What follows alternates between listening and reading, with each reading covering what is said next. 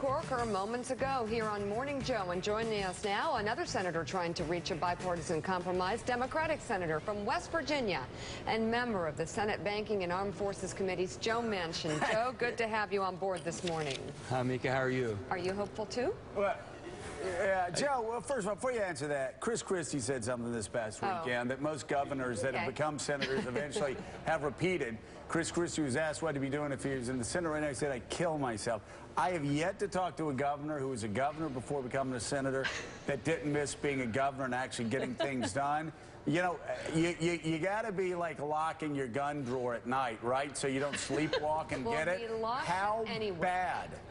They haven't put us on. They haven't put us. Joe, they haven't put us on suicide watch yet, but they're concerned about us. Yeah, of course. I mean, can you even believe how bad it is in Washington compared to what it was like when you were governor? And like, think about all the governors, Republicans and Democrats alike across the country this morning getting things done with legislatures that are in the other party because they have to. Well, I miss the good old days, I'll tell you that. And the bottom line is this: I just never thought that I'd ever sign up for public service, and then you see the agencies that you sign up for have self-inflicted pain on the people you take an oath to serve, the public. I just can't believe it. So it's beyond my conception that this could even happen. So with that being said, it has happened. So we've reached out, and Susan Collins and I have been working. 12 days ago when they shut down, we couldn't believe it would happen. And it did, so we said we better start talking, because I'm not so sure how many people are talking or working together from the top to the bottom. So we've grown that to there's about 12 of us, 6 Democrats, 6 Republicans. You had Bob Corker on, a dear friend of mine. We're looking for a big fix. I still believe in a Bowles-Simpson template. I always have. It was bipartisan 3 years ago. It's still bipartisan. I don't know why people don't grab something that already has attracted bipartisan. That's why Susan's plan that we've worked with together, and all of us working together, is good template. It takes in consideration everybody's needs and concerns, but it also does no harm. It really helps move the ball forward. The leaders have to come together, Joe, and basically decide on what dates with the CR and the debt ceiling, what numbers. We're concerned about some of these numbers being so low because the 967, it's the law. The same as the affordable health care is the law. With that being said, we put in this whole agreement of ours a budget conference. You've got to go to budget. And we couldn't figure out why our colleagues, our friends on the Republican side, have not really been attracted to going to conference. This puts them in conference. They're going to sit down and work out a bigger fix. They need to sit down and start working on this, and this will do that. So we have a good template. Let's hope so. Mika? So how do you, I mean, both sides have, I think, legitimate reason to blame the other. If you look back a year or two and you look at the history of how negotiations have gone in the past. Having said that, of the 5 things that we just put on the screen, including the medical device tax, are those possibilities? Are those realistic? Well, the medical device tax is something. I'm sorry, Mika. The medical device tax is something that both Democrats and Republicans have agreed upon. The Republicans wanted a repeal of that. The Democrats says, wait a minute.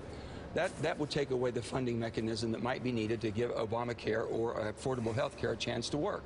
So we come with a 2-year delay, a 2-year suspension. That works fine. So that's a compromise. And you look at the verification. You know, we don't want fraud, and we don't want people getting benefits that they shouldn't be getting and they can afford, and they just basically scam the system. So we're looking for language there that protects the system and doesn't allow people to scam it or fraud it. That's something that we all agree on. So rather than saying, well, you can't even talk about anything on the affordable health care, if you agree on it, it's simple just to hold your line. But on the other hand is, too, we have draconian cuts going in now that could affect the readiness of our troops.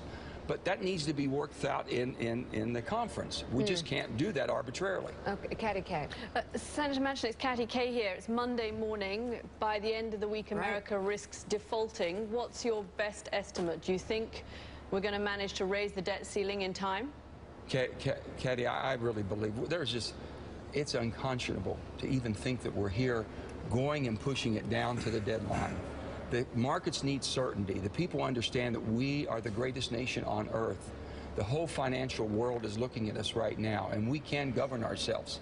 We just got to put our country first. We came here for a purpose. If my country's doing as strong, my state's going to do great. West Virginia will be just fine. But you let this thing start tumbling down, and we're affecting a lot of people. Right now, there's a lot of people in my state hurting. We can't have that happen. Bob Corker knows that. Susan Collins knows it. We've got to make it happen. Senator, if you think about a bigger deal, is part of that bigger deal, do you think, involve increasing taxes either on individuals or businesses, or no new taxes? I think, Mark, I really think that basically you have to do an overhaul. The corporations should be paying their fair share. They shouldn't be able to go offshore, send their products back, and pay nothing. They need to be paying their fair share. We don't need to raise taxes. We have to have a definition for what income.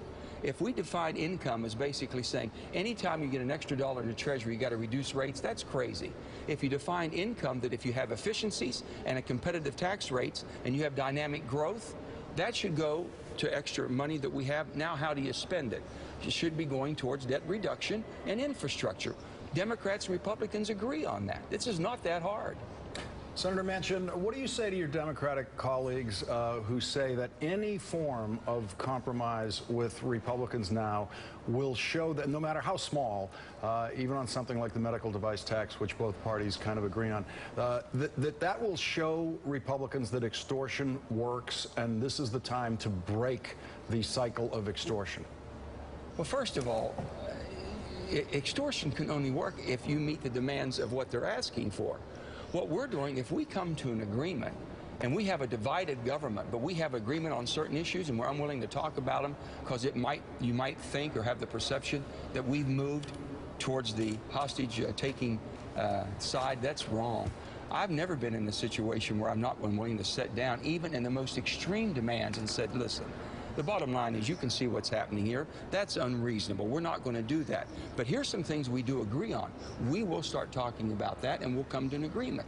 You can't let them hold you hostage from the standpoint. You think I wouldn't want to talk about an energy program that basically is all-inclusive, using the coal that we produce in West Virginia in a much cleaner, better fashion? But this is not the place for it, Joe. I can't hold the government hostage or the country hostage and inflict pain on innocent people. I won't do that. That's all fair. right. Senator Joe Manchin, thank you very much. Thank you, Joe. Lawrence, thank you all. Always. Thank you as well. We're not on suicide watch yet, guys. Okay. Stay tuned. Stay tuned. We're hopeful. We're hopeful, buddy. Thank you. Thank you. Well,